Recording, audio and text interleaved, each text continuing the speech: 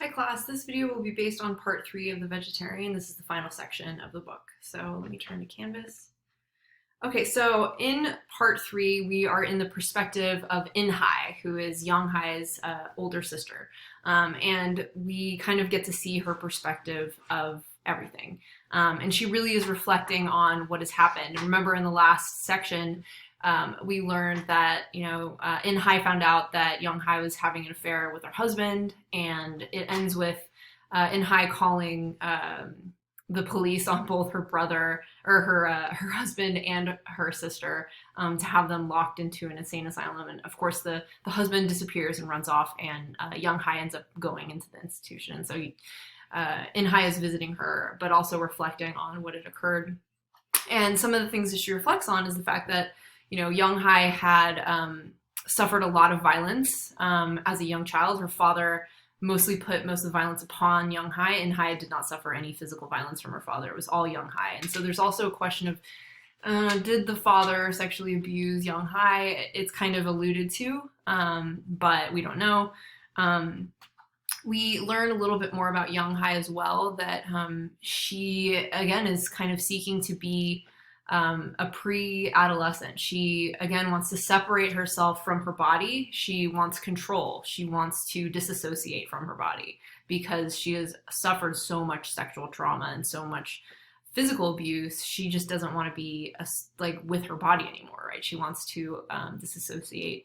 And then there's a scene in which she actually does a handstand, which you could theorize as just her reversing the course of nature, that she becomes one with nature and leaves her physical self, that nature is far more significant to her than being human, and so she's rejecting that human side of herself. We also learn that both women have been controlled and abused by men in different ways. That In-hai reflects on the fact that she's never really had her own identity and self, that she's really used her life to control everything. She is the one that's in charge of being the breadwinner of the house. She works very hard. She's a perfectionist, and that's the kind of way that she has dealt with all that trauma that she has seen and the trauma that she's been inflicted upon. We learn that she's got some reproductive issues, that she was sexually assaulted by her own husband. We learn that as well. And essentially just overall not living her own life. She's disconnected, right? And we learned just a lot about her own story. We learned that at the end she starts having dreams similar to Young-hai. And it really ends with her kind of catharsis, like a real awakening for her. I'm going to read the last paragraph. It says, and this is, of course, about In-hai. Quietly, she breathes in. The trees by the side of the road are blazing, green fire undulating like the rippling flanks of a massive animal, wild and savage. In-hai stares fiercely at the trees, as if wanting for an answer, as if protesting against something. The look in her eyes is dark and insistent. So in these lines, we really see that she has embraced this kind of carnal side of her, like the fact that she's described as staring fiercely. This is powerful language. She's no longer just, blankly living her life. Like she recognizes that she needs to act, right?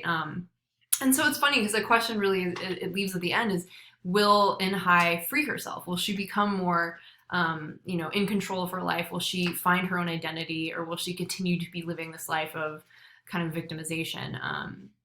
This is similar to Franz Kafka's Metamorphosis, because remember at the end we have Greet. We start off with Gregor, who's very much like Young-hai, having this whole experience, and then Greet is at the end, like she's become a woman, and the whole question the family asks is, what will we do with her? We'll marry her off. And so you ask yourself at the end, like, is Greet going to just go along with it, or is she going to rebel? And we don't know. We can just hypothesize. It's the same here. We don't know what In-hai is going to do. But what's interesting about it is at the end you see that Young-hai has really kind of sacrificed herself so that her sister In-hai has a chance, right, to free herself from this kind of trapped life. And if this hadn't happened to Young-hai, In-hai wouldn't have had her awakening.